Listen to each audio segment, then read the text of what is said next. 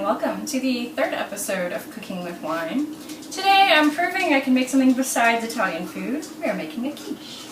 We're actually making a heavily modified quiche. Have my handwritten recipe here with all my modifications on it. We're making a spinach kielbasa quiche. So we're going to start by making the crust, and it makes a terrible noise when I'm doing this, but I want you to see the amazing thing that happens when you're making a crust in a food processor. In here we have 1.25 cups of flour, a 1/2 teaspoon salt, and 1/3 cup of Crisco. Now, the magic happens when you start adding water, and it depends on the relative humidity of your kitchen. It's 3 to 5 tablespoons. So in editing, I may try to cover up all this noise with music. We'll see if that works. But go ahead and get a close-up of what's going to happen in here. Okay, ready?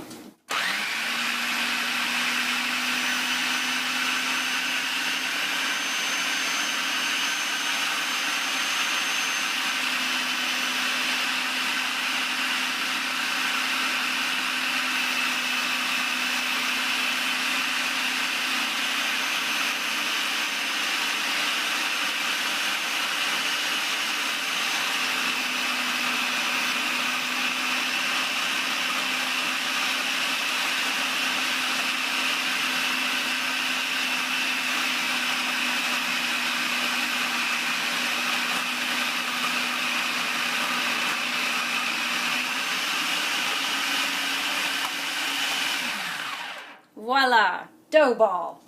Just like magic. Okay. Now we're going to put this out on a floured baking mat. These are kind of hard to find. I actually had to order one off the internet, but I remember how helpful it was cooking at my mom's house when I was growing up with a baking mat, because it keeps your dough from sticking to the countertop, and this one comes with helpful inch marks to show you how far out you have to roll your dough to get to fit a certain size pan. This is, don't mind that beep, that just means my oven's preheated already. This is a 9-inch pie plate. Behind the wine we're drinking tonight, Stella Rosa. It's actually an Italian dessert wine. Yes, I can't get completely away from the Italian. But it is my absolute favorite in the whole world. And they finally started carrying it in World Market here. So I bought a whole box. So, we are going to, flour your rolling pin. You don't want the dough sticking to that either. And I don't worry too much about the crust being pretty, because trust me, with those 3 simple ingredients, it tastes amazing. Now, I said we have a 9-inch pie plate, but I've found in order to get good coverage, I generally try to go out to 11 inches, which is this second to widest mark here.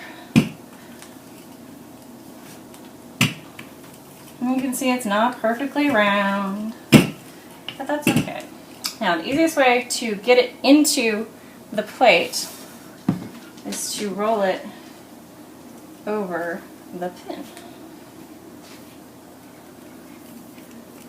like so. And then just kind of push it into place. And if you've got too much over here, you borrow that and stick it on the part that doesn't have enough, until it's all basically the same height in the plate. I'm sure other people have other ways of doing this that look much better, but I'll tell you what, they're not going to taste better. This gives a nice flaky crust. Now we're going to go ahead and throw this into the oven for 12 minutes before we mix up all of our other ingredients that need to go inside the quiche. So we'll see you in 12 minutes. So we've got our first 3-ish ingredients. First you whisk in 4 eggs.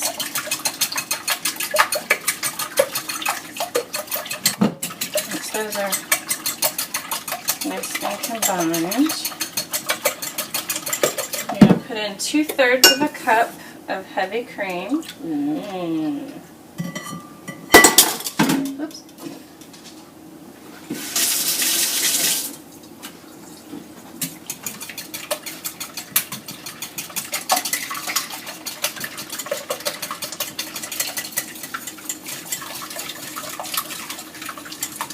And a 1/2 teaspoon salt, pepper, and garlic powder.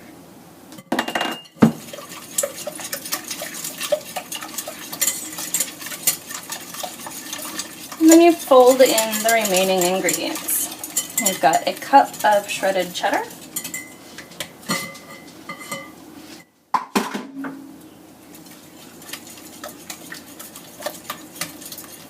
a 1/4 cup grated Parmesan. I don't actually know what fold means, so I just kind of dump them in.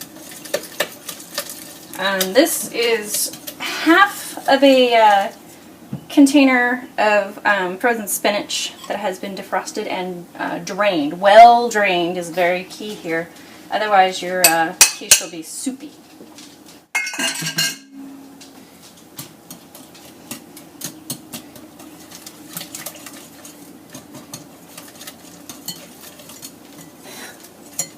Pause, take a sip of wine.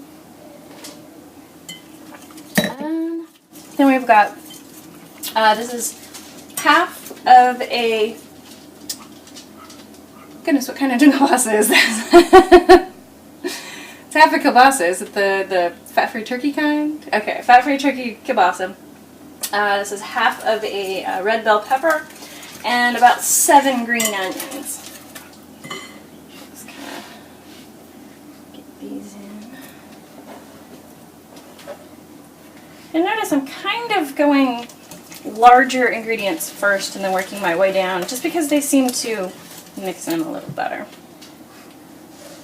And green onions seem to be sort of a delicate little vegetable, so I don't like to beat them up too much.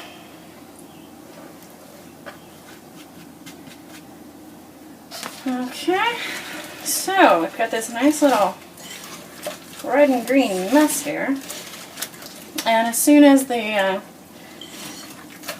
pie crust comes out of the oven, we'll pour this in and then we'll cook them together for 30 minutes. So, see you in 4 minutes.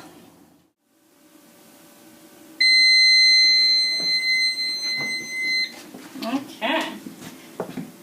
Retrieve the pie crust from the oven. Fill it with our quiche goodness.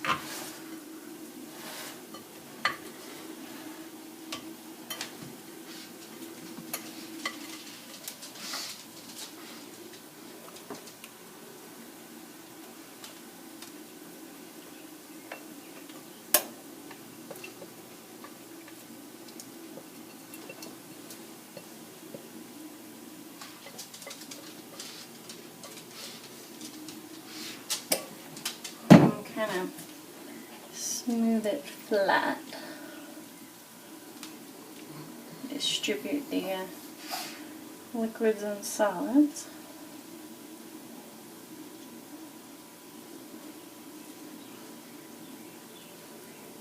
And here, I think I'm going to maybe sprinkle a little more Parmesan.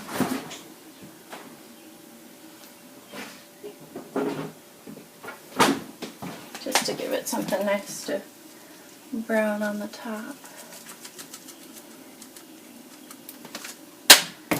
Okay, so 30 more minutes.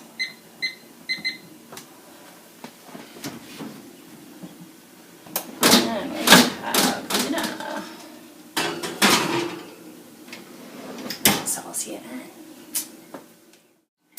So exactly 30 minutes, left it a little less done than I like, so we gave it an extra 7 minutes. And now, I have this beautiful quiche for dinner. So, happy cooking with Wherein. Good night.